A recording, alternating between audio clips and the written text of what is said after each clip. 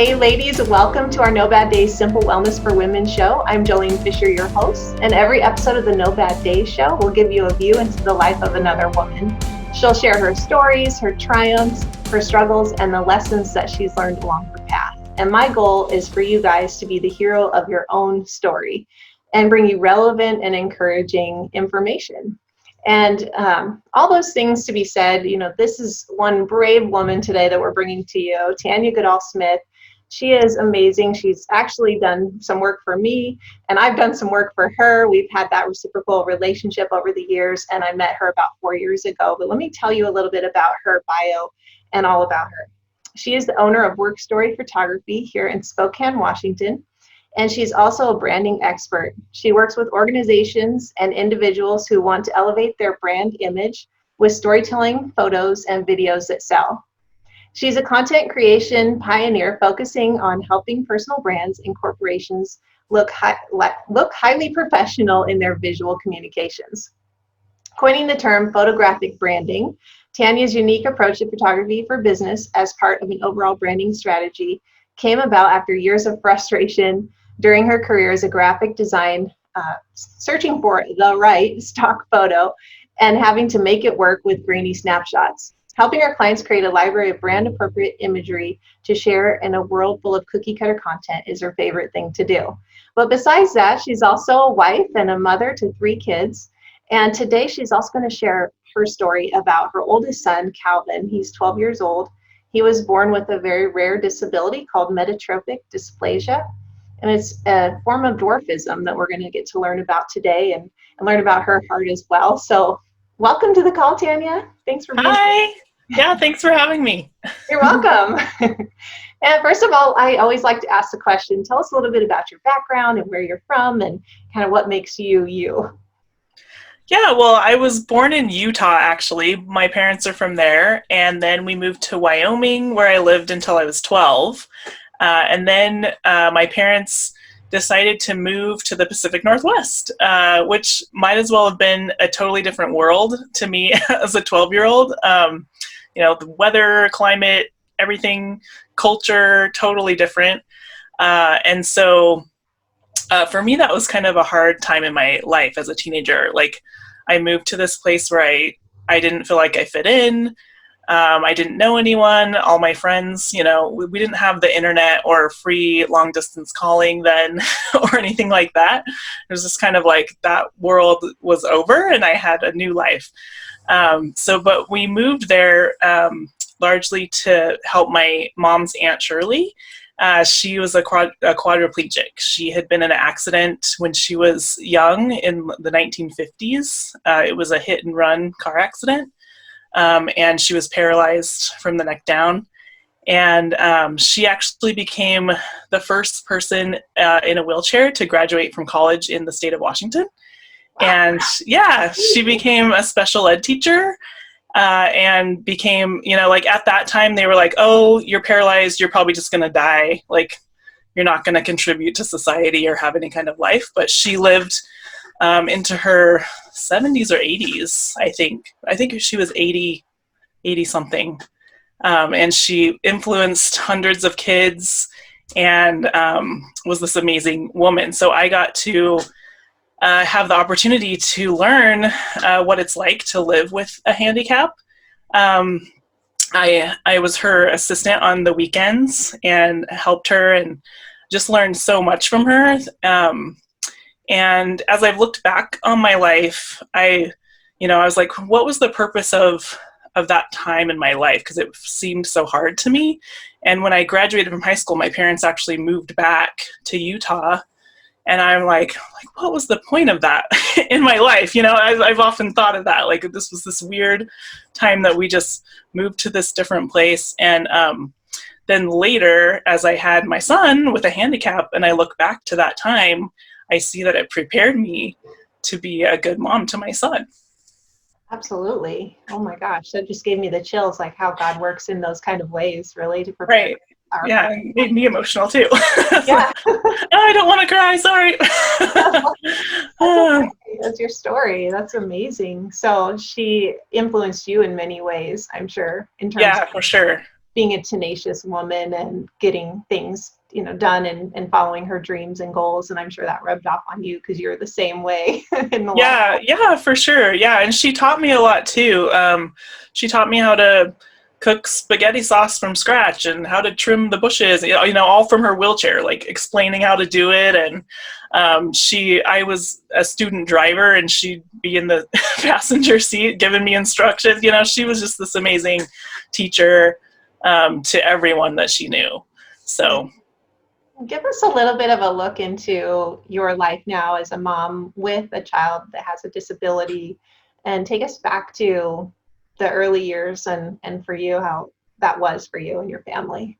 yeah, so like my pregnancy was totally normal. I was healthy according to the sonograms. Everything looked fine. So it was a big shock to give birth to this baby and then have something be wrong, and we didn't really know until he was about a year exactly what was going on. Like he couldn't hold his head up. He wasn't rolling over just because he was a normal size. He was like 8 pounds, 21 inches, but just had some deformities in his joints and things. And so we lived over in the Seattle area at that time. We finally went to Seattle Children's Hospital and they x-rayed his whole body. And I'll never forget, like, we were waiting forever in the little waiting room after, and then the doctor and the nurse and like 10 other people filed into this little room, and we're like, oh my goodness, what's going on? And they said, well, we think your son has this thing called metatropic dysplasia, but we've never seen a case of it ever. So we're not sure. So we're going to send his x-rays to another doctor to see, to like get it confirmed. And so we're like, oh, wow. And, so that's kind of been our experience. Nobody knows much about this. It's super rare. There's like 100 or so people in the world with it.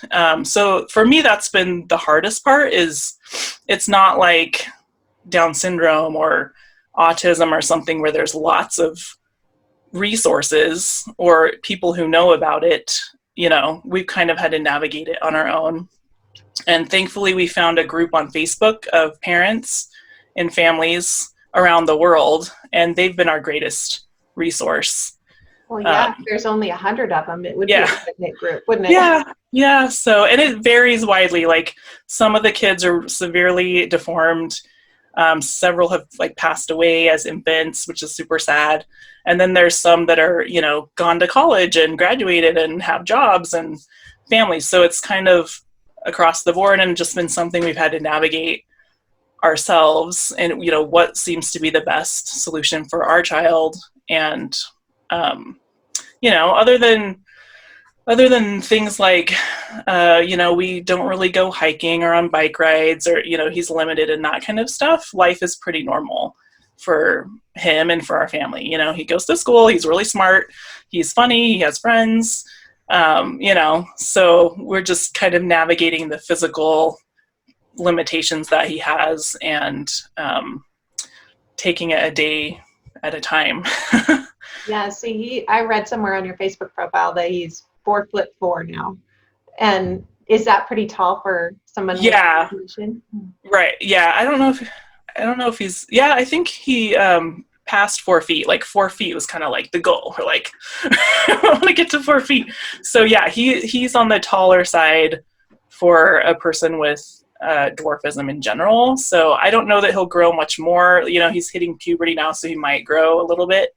But for the most part, he'll be this height his whole life. And so that's kind of that's the thing that most people feel bad about, or, like, oh, my kid isn't going to be normal.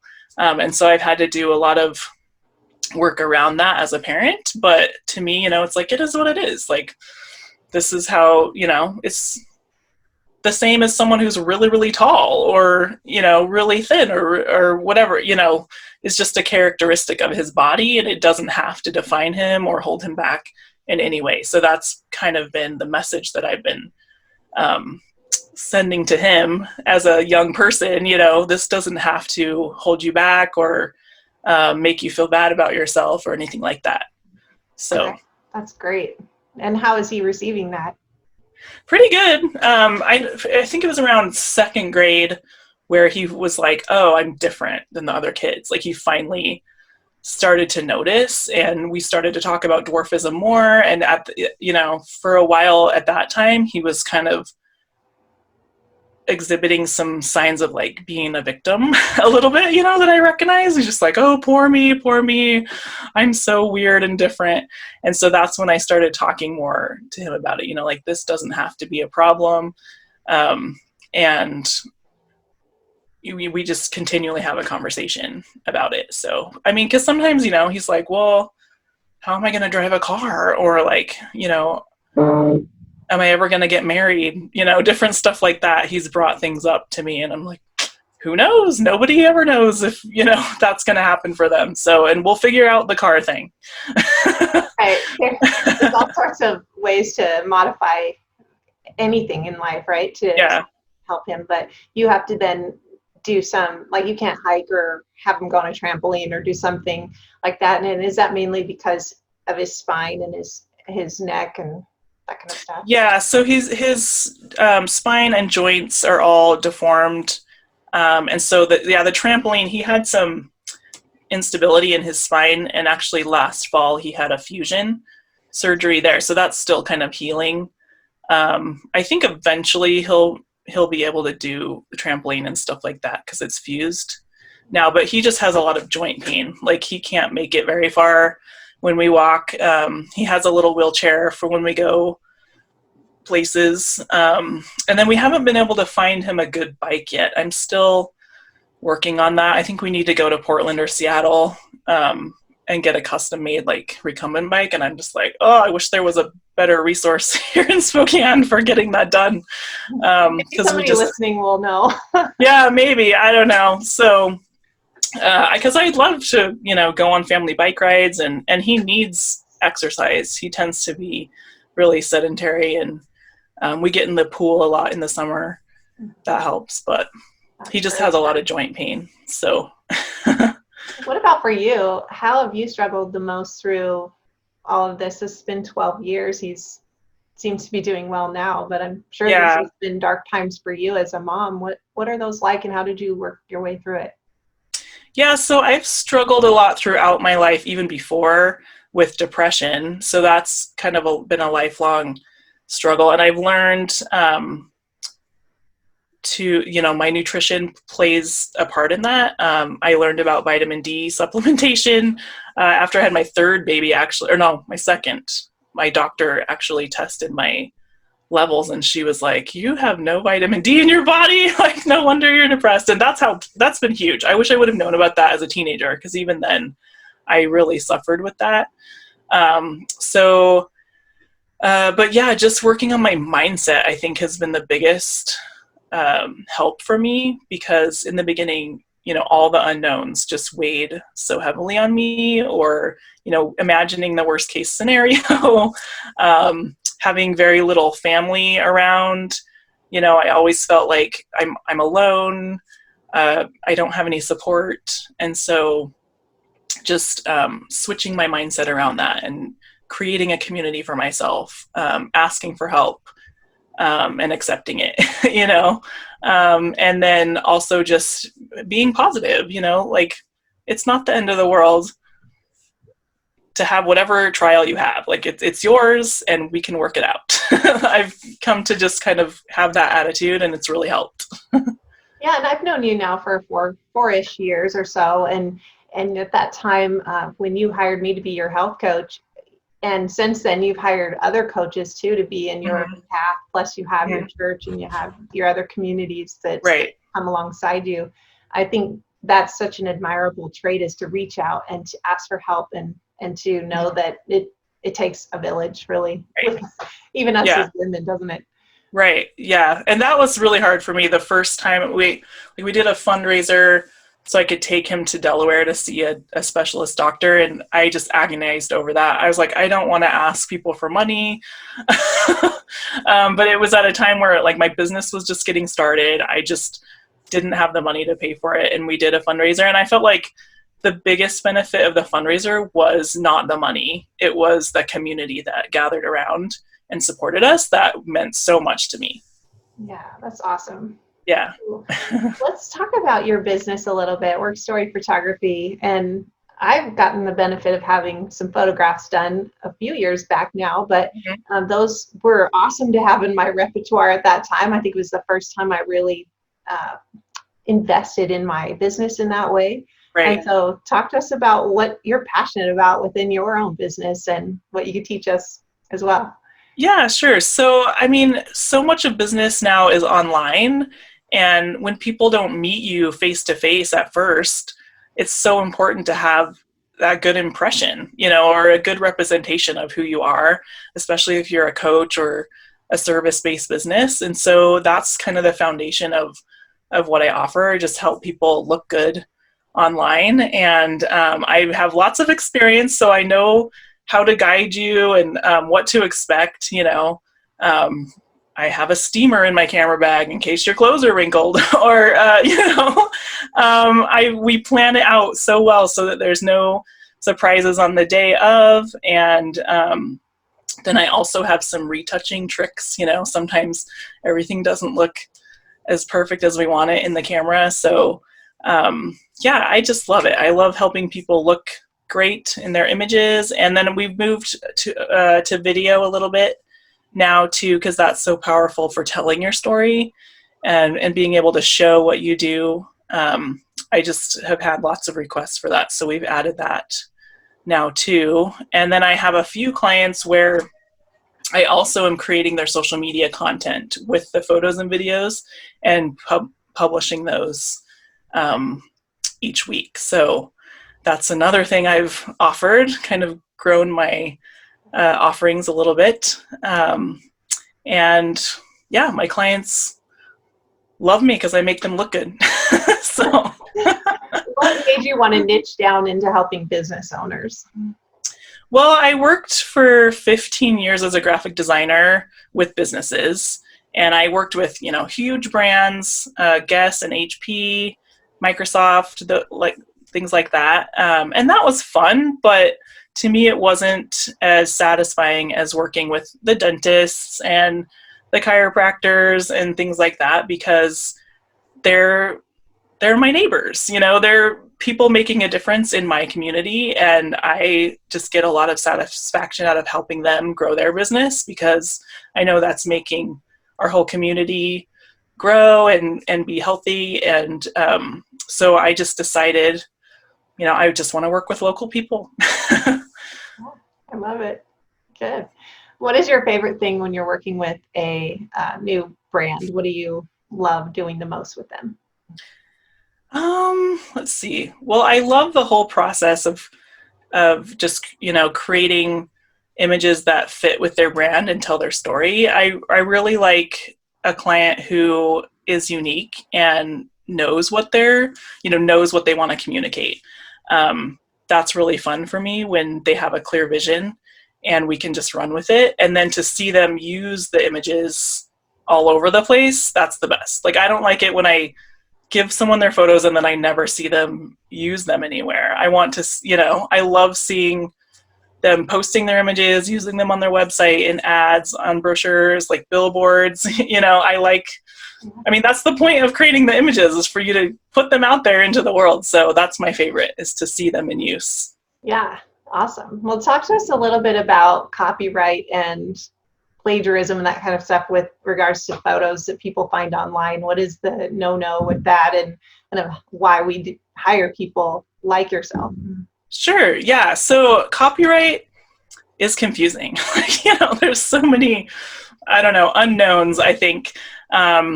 And one thing a lot of people don't know is the person who creates the image is actually the copyright holder. So as a photographer, I own the copyright to your image, but you, as the owner of your face, own the copyright to your likeness.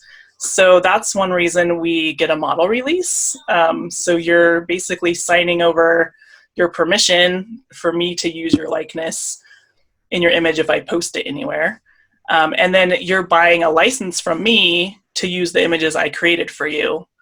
So it's kind of, I don't know, seems confusing, but that's the legal part of it. So I own the photos, you're buying a right to use them, and I'm getting your permission to use your face. But then as far as like, if you just Google, health coach or something, health coach photo, and download a photo and use it, you don't necessarily have the rights to use that image. So you want to make sure, wherever you're getting your stock photography, that there is a license for you to use them. So some places, are free. Sometimes they say you need to credit this photographer. Other times you have to buy a license. And unfortunately, there's not a lot of recourse for photographers if someone steals your photo. So that's kind of an issue a lot of the photography organizations are working on now, is to make it easier for a photographer to get compensation if someone's stolen their images. Because right now there's not a lot of way to, enforce the fact that your photos are out there for anyone to take. So, but, for me, ethically, as an artist, I'm like, I'm not going to steal someone else's photos because I know, that's their property. So that's just something to keep in mind as business owners, because you could get sued if a photographer sees you're using their images without permission. So it's a good idea to have your own created. And I mean, for me, the benefit for having your own images is that they're unique. The other health coach next door isn't going to use a picture of you because it's you. So to me, that's the reason to get your own photos done. Legally you have the right to use them, and it's unique because it's you. So yeah, I love that too. I agree. Wow, perfect. Well, you are now doing some education online. WorkStory, or WorkStoryEducation.com. Tell us a little bit about that. Yeah, I'm so excited about this. This is something I wanted to do for years, but just didn't have the time. And then with the government shutdown with COVID-19, I was like, well, I guess now's the time, because I wasn't able to photograph people for a couple of months. So I have launched a course to teach people all about how to have a corporate and personal branding photography business.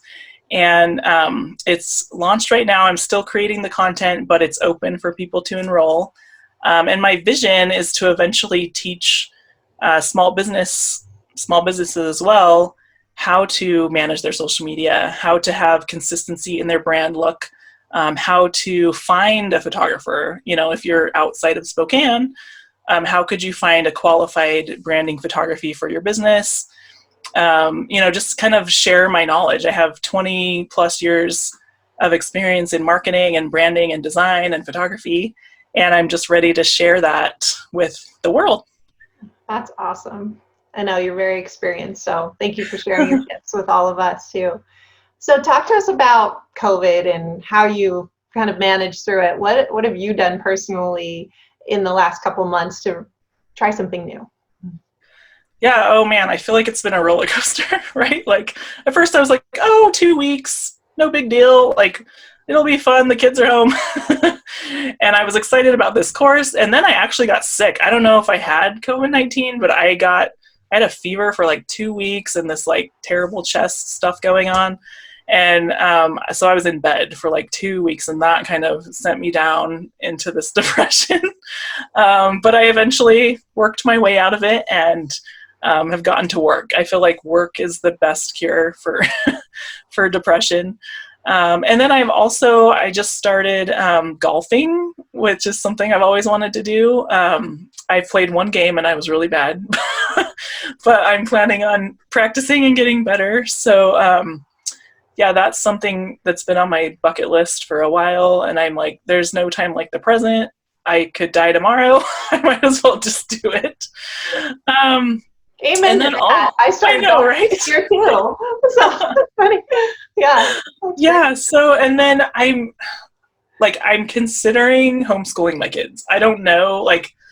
I guess it's going to depend on what the schools are coming out with, but I've had it on my mind for several years just because of the flexibility. My sister homeschools her kids and she lives in Texas, and every winter I'm like, I wish I was in Texas right now. But my kids are in school, so I can't take them out and go down there for several weeks. So I don't know. I'm struggling with, how could I run my business and homeschool my kids? So that's kind of the stumbling block for me at this point, but it's something I'm thinking of doing. So yeah, a lot of people are considering it. right. Mm-hmm. Yeah. So I need to have your sister on the call on a. Oh yeah, you should. Yeah, actually, she's creating a course for people who are considering homeschool, just like all the resources and what you need to do. So I should have her come on here and talk about some of those things, because I don't even know where to start. I called her. I'm like, what do I even look into? It's so overwhelming, and she's been through all of it, and she ran a business too while doing homeschool. So she's a rock star. Yeah, I know. Sometimes I don't know how people do it, but they do. They manage. And so Yeah. I know you will jump into it, be all in, and be amazing at it. But at the same time, does it come at a cost to you or your health Right. or life balance? So that's what it might be. So, well, I love public school. I feel like, well, we chose Liberty Lake for the schools. So I'm like, I don't necessarily want to walk away from school, but maybe just for a time. I don't know. We'll see. Yeah. Well, my husband's a teacher, and so we have no idea what's going to happen. Yeah, it's crazy.